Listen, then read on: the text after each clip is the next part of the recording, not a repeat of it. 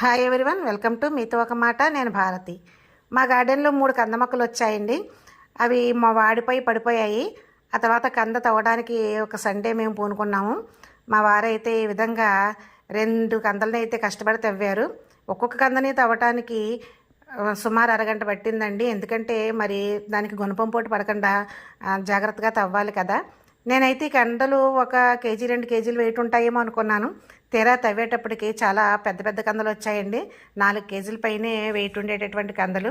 2 కందలు తవ్వేటప్పటికే మా వారి ఓపిక అయిపోయింది. ఇంక 3వ కంద అయితే నేను ఇప్పుడు తవ్వలేను, ఇంకొక సండే పెట్టుకుందాం అన్నారు.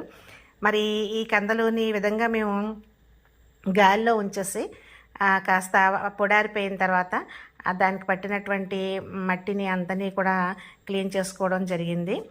మరి మనకి వీటిని పెంచడం చాలా ఈజీ. మనం ఒక పిల్లకి అలా వేసేస్తే దానంతట అదే పెరుగుతుందండి. దానికి ప్రత్యేకించి పోషణ చేయాల్సిన అవసరం అయితే లేదు. నేనైతే ఏమీ పట్టించుకోలేదు, వాటంతటవే పెరిగాయి. చూడండి, చక్కటి కూర మనకి రెడీ అయిపోయినట్టే. మరి ఇలా మీరు కూడా చిన్న పిల్లకని మీ గార్డెన్లో ప్లేస్ ఉంటే వేసుకుంటారని ఆశిస్తూ థ్యాంక్ యూ ఫర్ వాచింగ్.